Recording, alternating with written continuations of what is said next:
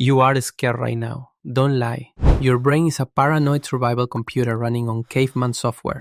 It's like running Windows 95 on a spaceship. Nothing works right. You think you have one or two fears, maybe heights, maybe spiders. Wrong. You are a walking disaster of psychological glitches you didn't even know existed. Today, we are running the checklist. 5 mental errors your brain refuses to fix. Bob is going to test every single one. And Bob never wins. The rule? Body reacts before brain thinks. That is a check. No logic, no control, just malfunction. By the end of this, you will realize something horrible. You were never in control to begin with. Let's start with the one you're feeling right now. You just think it's normal. You are not driving. Someone else is. Your foot presses an imaginary brake. Your hand grips the door handle for no reason. That is amaxophobia, the fear of not being in control as a passenger. Bob knows the driver is fine. The road is clear. Statistically, he is safer than walking. But the second the driver looks away from the road, Bob's brain invents a crash. Your motor cortex controls your body. When you drive, it is alive, steering, braking, deciding. As a passenger, that system is still screaming, except now it is holding a disconnected controller. So your brain does what it always does when it can't control something. It panics. It imagines the worst possible outcome. It prepares you for an impact that will never happen. Your ancestors didn't have cars. They had predators. When something else controlled their survival, lunch. Now you are in a Honda Civic having a meltdown because your friend changed lanes without signaling. Evolution is embarrassing. Congratulations, you failed at sitting. Bob survived not being in control.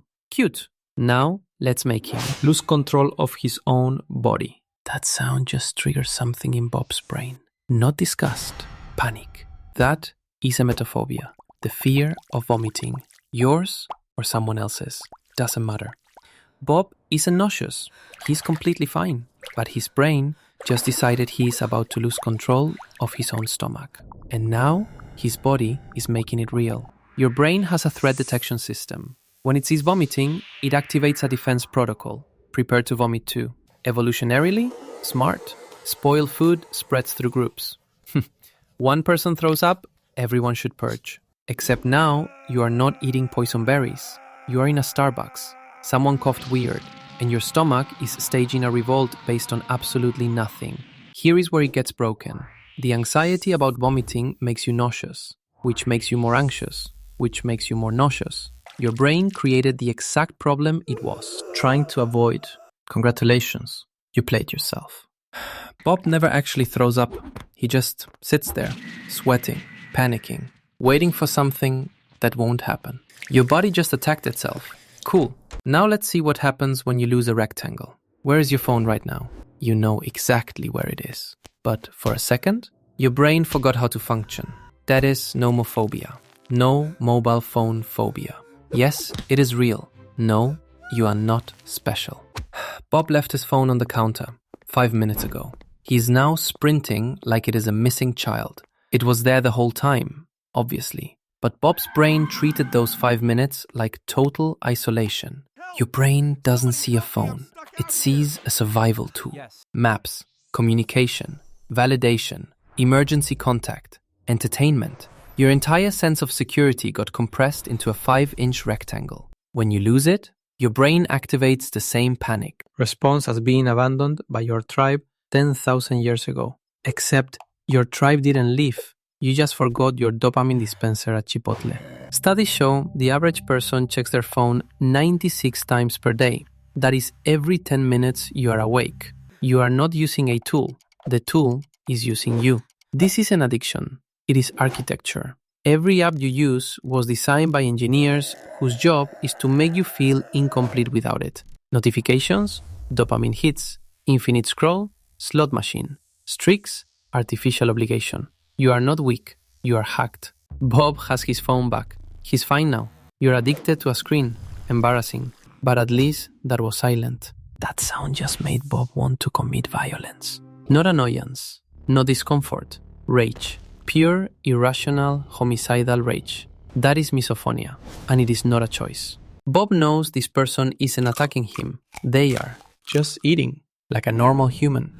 But Bob's brain interpreted that sound as a direct threat to his survival. Your brain processes sound in two pathways. Route 1, auditory cortex. This is normal hearing. Oh, someone is chewing. Route 2, limbic system. This is emotional response. Threat, danger, attack. In misophonia, Route 2 hijacks Route 1. Sound bypasses logic and goes straight to your fight or flight system. It isn't that the sound is loud. It is that your brain coded it as an attack. Common triggers: chewing, breathing, pen clicking, keyboard typing, sniffing, throat clearing, sounds that other people don't even notice. To you, they are psychological warfare. And here is the worst part. You can't explain it. Can you stop chewing so loud? Sounds insane. Your breathing is making me violent. Sounds psychotic. So you just sit there, drowning in rage, over nothing.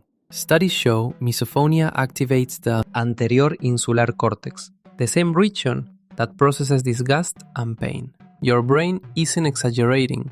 It genuinely believes you are being hurt. Except you are not being hurt. You are in a panera, and someone there to exist audibly.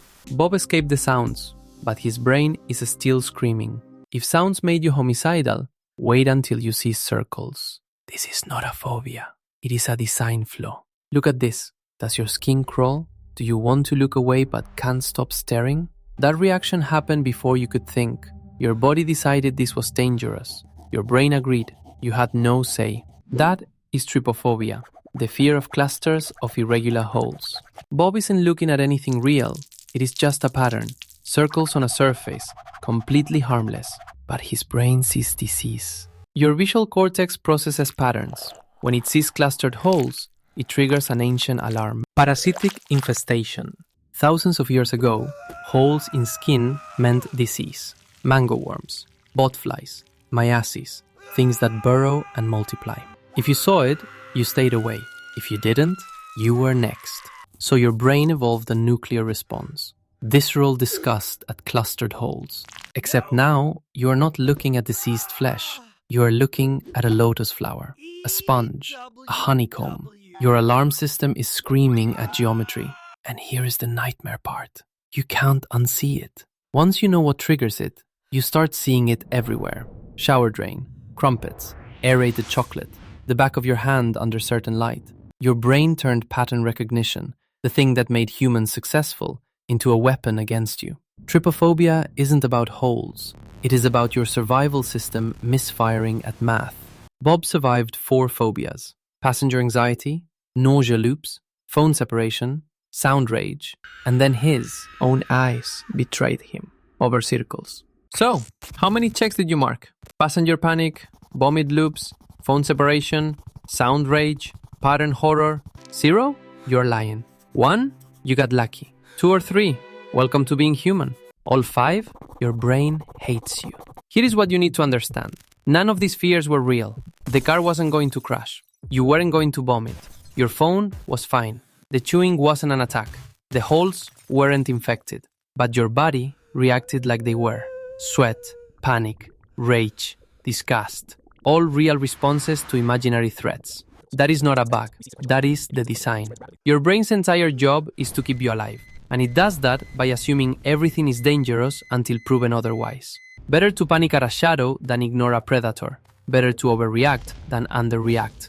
Your ancestors who didn't panic, they are not your ancestors. So you inherited a brain that sees danger in passenger seats, stomach sensations, missing rectangles, mouth sounds, and geometry. You are not broken. You are overbuilt for a world that doesn't exist anymore. The problem was never the world. It was always your brain. Bob never wins.